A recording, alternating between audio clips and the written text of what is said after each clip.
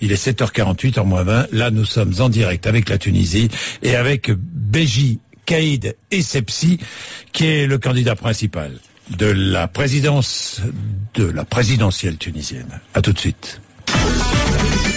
RMC, Bourdin Direct. RMC 7h41, votre invité Jean-Jacques Bourdin, Beji Caïd Essebsi, le chef du parti tunisien Nida Tounes. En direct, bonjour Beji Caïd Essebsi. Bonjour, monsieur Bourdin, vous allez bien? Ça va très bien, merci d'être avec nous ce matin en direct. Je vous en prie, oui. Une exclusivité pour RMC, merci, oui. Je sais qu'RMC est très regardé, très écouté oui. en Tunisie, monsieur Essebsi. Oui. Monsieur Essebsi, hier, premier tour de cette élection présidentielle, est-ce que vous, je sais qu'il n'y a pas de résultat officiel, mais est-ce que vous avez, vous, de votre côté, de premiers résultats? Les premiers résultats, c'est 42,7% pour moi-même et 32,6% pour mon adversaire, mais mon compétiteur, disons. Monsieur Marzouki. Oui, c'est ça, oui. Voilà, vous seriez à un peu plus de 42%. Mais ce sont des résultats qui n'ont rien d'officiel, non? En tout cas, ce sont les résultats que tout le monde s'accorde pour dire qu'ils sont véridiques. Oui. Je pense que peut-être ça pourrait être corrigé, mais sûrement pas en faveur de mon compétiteur. Donc vous seriez en tête, vous sortirez en tête de ce premier tour. Il y aura un second tour. Oui, sûrement, oui. Alors, vous appelez qui à vous rejoindre? Comment ça va se passer, ce second tour? D'abord, il faut savoir que ceux qui ont voté pour M. Marzouki, c'est les islamistes. Ce sont eux qui se sont arrangés pour être avec lui, c'est-à-dire les cadres de Nahda, c'est-à-dire le parti qu'on appelle, qui est encore plus extrémiste que cela. Nous avons aussi avec lui les salafistes djihadistes, et nous avons avec lui les ligues de défense de la révolution, qui sont tous des partis violents. Voilà, c'est-à-dire que vous lancez un appel, si j'ai bien compris.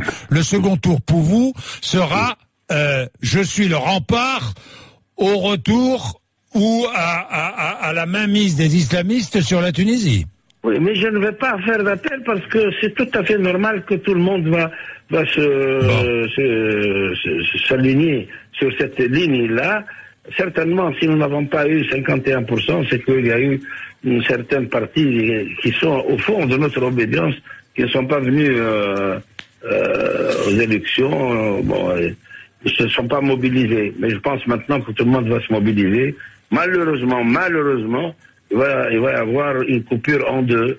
Les islamistes d'un côté et puis tous les démocrates et les non-islamistes. Pour vous, monsieur Marzouki est à la solde des islamistes? C'est ce que vous dites? Mais bien entendu, lui, il a été le président qui a été désigné par Nahda dans la Troïka, parce qu'au fond, avec 7000 voix, on ne peut pas quand même devenir président de la République. Hein. Mais évidemment, maintenant, dans ces élections-là, je vous dis, tous ces islamistes se sont rangés derrière lui. Et il y a, comme je vous ai dit, des cadres de Nahda qui n'a pas donné d'instruction, mais qui, en réalité, l'ont soutenu. Il n'a jamais dépassé 10% dans les sondages. Maintenant, il en a 32. C'est pas... Je ne sais pas comment il les a inventés s'il n'avait pas tout ce monde-là derrière lui. Beji Caïd Essebsi, on parle d'une participation qui a tourné autour de 60-65%. À peu près, oui. Donc il n'avait pas une grande mobilisation, il faut le dire. Oui, il n'y a pas eu une grande mobilisation. Pourquoi?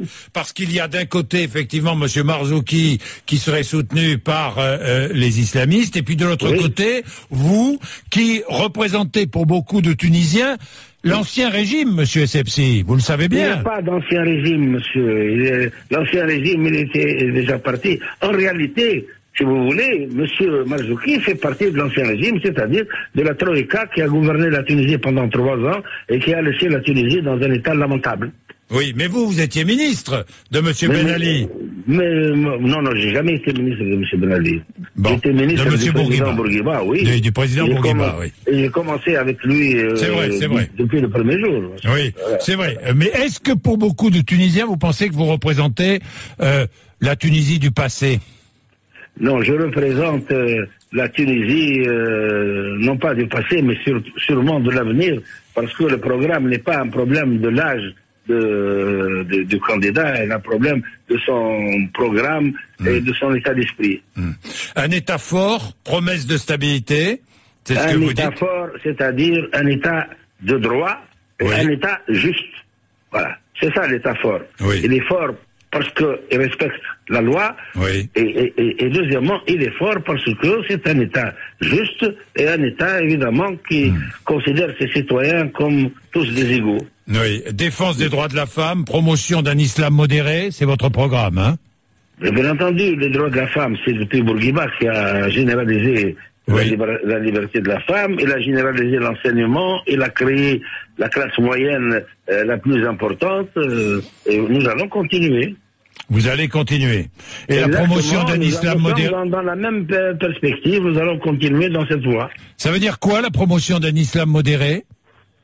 C'est-à-dire l'islam tunisien. Vous savez, l'islam, il y a plusieurs lectures. Nous avons la lecture du Coran lui-même, qui justement rejette la violence, qui est pour tous les Tunisiens, qui donne les droits à la femme, alors que les autres lectures de l'islam, comme il se passe dans certains pays du Sud, ce qu'on appelle les wahhabistes, qui sont complètement différents. Le wahhabisme a été rejeté par la Tunisie depuis 1804. Merci Béji Caïd Essebsi, merci à vous. Hein. C'est moi qui vous remercie, Claude Bourdin. Merci beaucoup. Merci beaucoup. Il est 7h48. Au revoir. C'était l'exclusivité d'RMC ce matin. Béji Caïd Essebsi qui sera peut-être élu président de la République bientôt.